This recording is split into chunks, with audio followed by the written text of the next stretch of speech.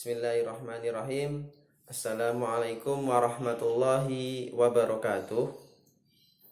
Alhamdulillahirabbil alamin. Wassalatu wassalamu ala asrofil anbiya'i wal mursalin sayyidina wa maulana Muhammadin amma ba'du. Bismillahirrahmanirrahim. Rabbishrah li sadri wa yassir li amri wahlul 'uqdatam min lisani yafqahu qawli. Amin amin ya rabbal alamin. Allahumma la sahla illa ja'altahu sahla wa anta taj'al husna in syi'ta sahla. Teman-teman mahasiswi, khususnya mahasantri Mabna Fatimatuz Zahra, wabil khusus kelas Asasi A yang saya hormati. Alhamdulillah, pada malam hari ini saya bisa bertatap muka meskipun tidak langsung dengan kalian, yakni ingin membahas belajar bersama tentang materi taklim afkar, yakni berkaitan dengan sesuatu hal yang diharamkan bagi orang-orang yang berhadas. Nah, namun sebelum itu saya akan menjelaskan terlebih dahulu pembagian hadas, karena ini nanti erat kaitannya dengan perkara-perkara yang diharamkan. Oke, untuk mempersingkat waktu, maka saya bahas yang pertama adalah pembagian tentang hadas itu sendiri. Mahasantri kelas Asasi A Mabna Faza yang saya hormati, perlu kalian ketahui bahwa sesungguhnya ketika kalian melihat, mendengar ataupun membaca materi-materi fikih, mungkin kalian sering tahu istilah mukallaf, kalian sering tahu istilah tamyiz, kalian sering tahu tentang istilah baligh. Loh, apakah ketiga-tiganya ini berbeda? Iya. Kenapa seperti itu? Oke, saya jelaskan dulu tentang baligh sebelum masuk materi tentang pembagian hadas dan sesuatu hal yang diharamkan bagi mereka yang berhadas. Nah, baligh adalah tanda kedewasaan seseorang, di mana tanda ini antara kaum laki-laki dengan kaum perempuan ini berbeda. Kalau kaum laki-laki, tanda kebalikannya adalah dengan ihtilam, atau sering diartikan, diterjemahkan dengan mimpi basah. Saya akan berbicara secara floor saja karena saya yakin kalian sudah dewasa, bahwasanya ihtilam atau mimpi basah itu adalah mimpi di mana seorang laki-laki ini mengeluarkan mengeluarkan sperma. Ketika seorang laki-laki mimpi dan mengeluarkan cairan tersebut, maka secara otomatis dalam hukum fikih disebut sebagai orang yang baligh, orang yang sudah dewasa. Nah, terus ada pertanyaan, loh, apakah ihtilam, tanda kedewasaan laki-laki berupa mimpi basah ini hanya berupa mimpi saja, tidur saja? Tidak. Ada kalanya keluarnya air mani ini, keluarnya sperma ini adalah disebabkan karena unsur kesengajaan. Bagaimana unsur kesengajaan? Mohon maaf, saya tidak membahas ini lebih rinci karena kalian insya Allah sudah tahu ke arah mana tujuan yang saya ucapkan. Itu.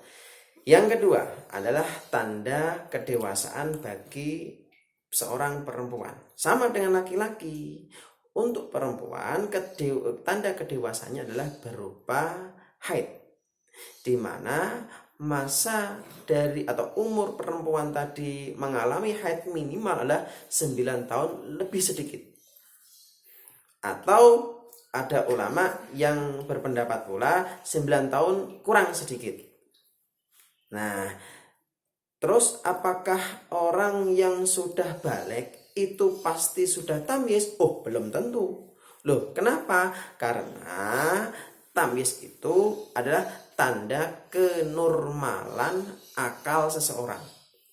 Ada kalanya orang gila, dia sudah ihtilam, tapi gara-gara gila maka dia tidak disebut sebagai tamyiz. Jadi pengertian tamyiz itu sendiri bagaimana?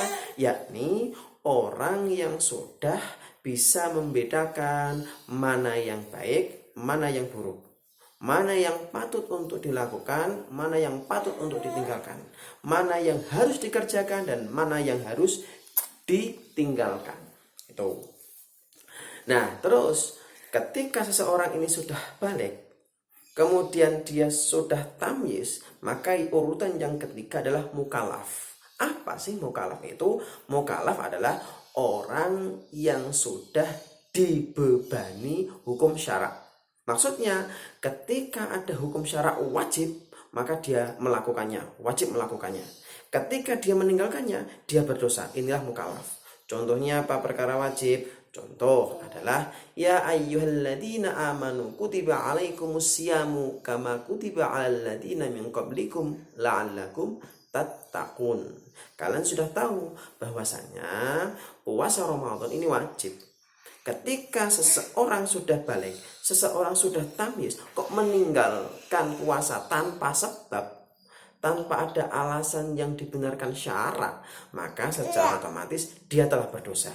Nah, orang yang mendapatkan hukum syarak inilah disebut sebagai mukallaf. Kalau perempuan bagaimana? Mukallafah sebenarnya. Cuman ini dalam istilah fikih sangat jarang digunakan istilah mukallafah. Karena istilah mukallaf itu sendiri sudah mengandung arti untuk kaum perempuan juga.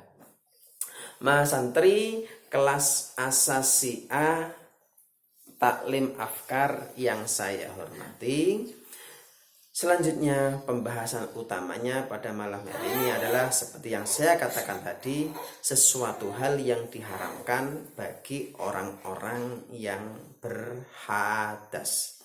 Nah, perlu kalian ketahui, hadas dalam hukum fikih terbagi menjadi dua. Sekali lagi, hadas dalam hukum fikih terbagi menjadi dua macam. Apa itu? Satu, hadas kecil. Yang kedua, hadas besar. Kenapa seperti itu? Saya bagi seperti itu karena dalam pensuciannya ini berbeda. Sehingga apa? Sehingga antara hadas kecil sama hadas besar ini pun cara mensucikannya, kalau kecil dengan ini, kalau besar dengan ini. Nanti akan saya jelaskan. Nah, kemudian saya rinci, saya bahas tentang hadas kecil terlebih dahulu. Hadas kecil ini bagaimana sih? Hadas yang cara mensucikannya itu dengan berwudu. Ketika seseorang berhadas kecil, kemudian dia berwudu, ketika selesai wudu, maka secara otomatis dia sudah suci. Bagi mereka yang berhadas kecil, maka dilarang untuk melakukan satu, sholat. Yang kedua adalah tawaf. Yang ketiga adalah mashul mushafi. Apa itu? Menyentuh mushaf. Yang keempat adalah membawa mushaf. Ada 4 larangan bagi mereka yang berhadas kecil. Saya ulangi lagi. 1, sholat. 2, tawaf atau mengelilingi Ka'bah. Yang ketiga adalah memegang Al-Quran. Yang keempat adalah membawa Al-Quran. Saya bahas yang pertama. As-sholatu, yakni larangan adalah melaksanakan sholat. Orang yang berhadas kecil kemudian dia langsung sholat, maka secara otomatis dia belum melakukan syarat-syarat sholat. Ketika syarat sholat belum dilaksanakan, maka secara otomatis sholatnya tidak sah. Ketika tidak sah, maka ibadahnya pun dalam istilah orang Jawa muspro, percuma. Meskipun sholatnya sambil nangis-nangis, meskipun sholatnya sambil tertawa, hukumnya sama, nggak sah. Nah, terus bagaimana hukumnya?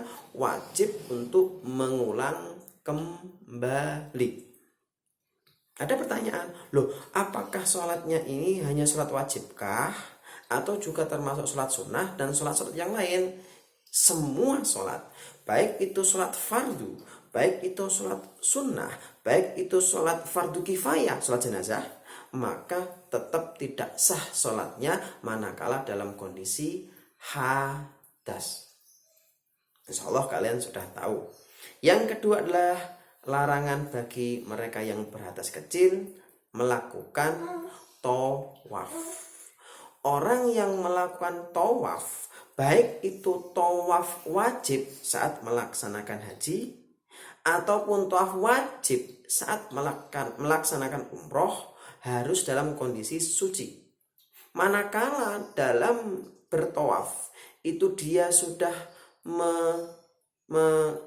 melingkari atau berputar selama 6 kali, di mana pada perputaran yang ketujuh di tengah-tengah dia batal, maka wajib baginya untuk berwudu kembali, kemudian tawaf kembali, tidak mengulang tawaf pertama, tapi melanjutkan berapa tawaf yang kurang. Tuh. Nah, terus apakah tawaf ini harus dilakukan bagi mereka yang beratas? Oh, jelas.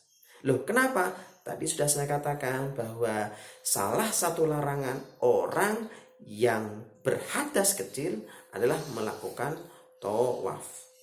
Nah, terus bagaimana kalau tawafnya inilah tawaf wada, tawaf perpisahan untuk meninggalkan tanah haram, meninggalkan Masjidil Haram?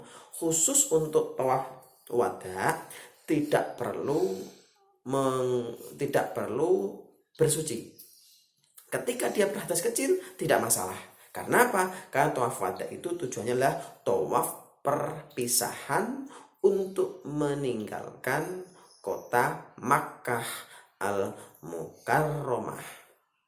Itu yang kedua, tentang hal-hal yang diharamkan bagi mereka yang berhadas kecil. Yang ketiga adalah mashul mushafi, menyentuh mushaf. Menyentuh mushaf itu apa? Demok dalam bahasa Jawanya, memegang dalam bahasa Indonesianya. Kalau dalam kondisi darurat, misalkan melihat Al-Quran itu jatuh, maka tidak perlu berwudu terlebih dahulu. Kenapa? Karena darurat itu bisa menjadikan seseorang untuk melakukan sesuatu selama kemaslahatannya itu ada. Mungkin di antara kalian ada yang berbeda. Dari organisasi A mengatakan bahwa memegang mushaf harus berwudu. Dalam organisasi B memegang Al-Quran tidak harus berwudu. Ini bagaimana? Mana yang benar? Kalau saya berpendapat keduanya adalah sama-sama benar. Karena sama-sama benar, maka kalian bisa memilih yang akah, hukum akah, milih hukum bekah. Saya memilih hukum A, yakni memegang Al-Quran harus berwudu terlebih dahulu. Manakala di antara kalian berpendapat bahwa memegang Al-Quran, memegang mushaf ini tanpa berwudu, maka juga tidak ada masalah, tidak berdosa. Kenapa saya mengatakan memilih hukum yang pertama? Ta'ziman wa ikraman, sebagai bentuk mengagungkan dan memuliakan Al-Quran. Kenapa seperti itu? Karena saya membedakan mana Al-Quran, mana buku biasa, mana mushaf, mana buku tulis. Buku tulis buku biasa ketika diambil tanpa perlu berwudu tidak masalah.